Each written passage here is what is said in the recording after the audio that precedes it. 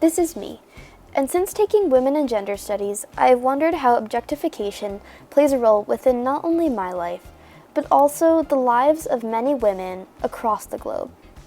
This class has prompted me to dig deeper into something I'm very passionate about, and something my friends know me for, my fashion sense. While I've always considered myself an aesthetic person, I've noticed that in college my style has improved, given that I'm no longer hiding behind a camera on Zoom and have more face-to-face interaction with my peers. However, I can't help but ruminate over the pressures that may have influenced my recent fashion transformation. I also can't help but wonder who I dress for. Is it because I feel more satisfied with myself when I dress up? Or is it because I feel more satisfied with the way others perceive me when I dress up? Do I dress for the male gaze, or do I dress for the female gaze? These questions have guided my recent investigation into a greater question. Where do we as a society draw the line between fashion choices that we consider promiscuous and objectifying of women's bodies, and fashion choices that demonstrate sexual freedom? First, I'll give you a little bit of background into what I mean by objectification and sexual freedom in the first place. Objectification is the action of degrading someone to the status of a mere object, and historically, women have faced objectification for centuries. Arguments regarding the sexual objectification of women have really centered around the way men and women express their sexuality in different but also unequal ways. While men have historically expressed their sexuality in a dominant way by devaluing women, the expression of sexuality has been thrust upon women by men. However, in recent decades, we've seen some women reclaim their independence via fashion.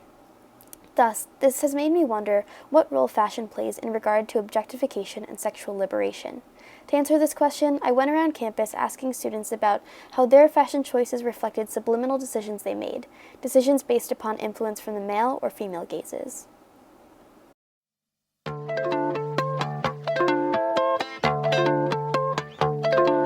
My name is Satya.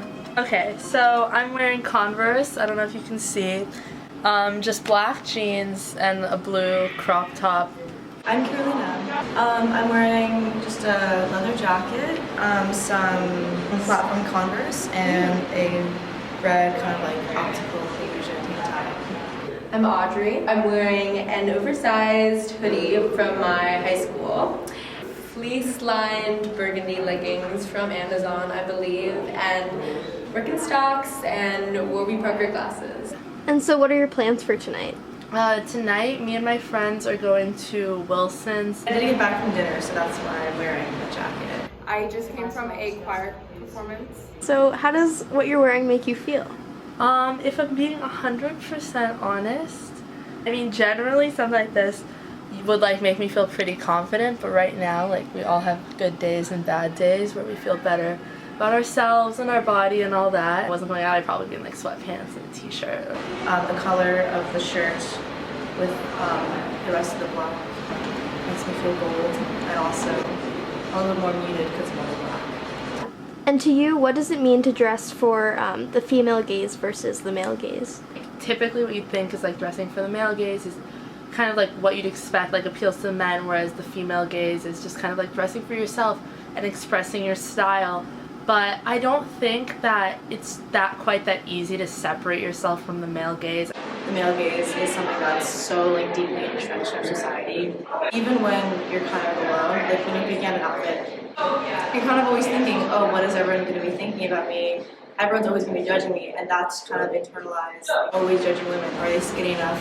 Are they elegant enough? Are they classy enough? Gaze is a way that we turn somebody that we are viewing into sometimes an object, the subject of our perceptions, and I think that leads to the fashion industry focusing more on women as the object of gaze. No matter what we do, in a sense, we are catering to the male gaze just because it's what we've grown up with so much that it's tough to separate ourselves from that, even when we're exhibiting these things of self-expression. I mean, I've tried to not dress as much thinking about what is a guy gonna think about me, are guys gonna think I'm pretty, and more just I want to have a good time with my friends and I want to feel pretty for myself.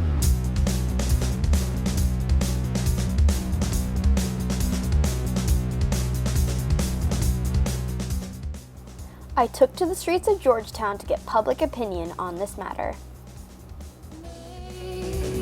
I'm Andrew. I'm from Princeton, New Jersey. So I'm wearing these Urban Outfitters sweats, wearing this like Adidas shirt, and then I got this Tommy Hilfiger winter coat. My name is Sheldon. A blue granny sweater, light sweater on, and then a white coat overall, with long boots and white, a light patterned short, like a pants, mid high. I do like choosing the pieces that I feel comfortable and I love. I don't really like to hide under a shell, and I like it when it's elegant and when it's beautiful, when it makes me feel comfortable and very happy and beautiful in it. I think overly exposed or exposing certain to show having more of a sexy appeal is not equal to beautiful, and beauty is not just equal to that. For different occasions, there are different things that might be more appropriate because it makes people focus more on getting the thing in hand done. If you're going out for a date night with a boyfriend, or I think that yes, dress by all means and be cute and be sexy and have fun, and that's what that relationship is all about. I don't feel women needed to be overly covering themselves just so to avoid people pointing fingers at them. I think there is a line. The line between objectification and sexual freedom is constantly changing. For instance, from 1979 to 1991, the number of nude images of women in advertisements increased by nearly 30%. While the media presents us with conflicting messages declaring nudity as simultaneously liberating but also open to objectification, we must consider when our fashion choices become problematic. Dressing for the desire to be desired, as well as the constant monitoring of external appearance, has led to eating disorders and body dysmorphia.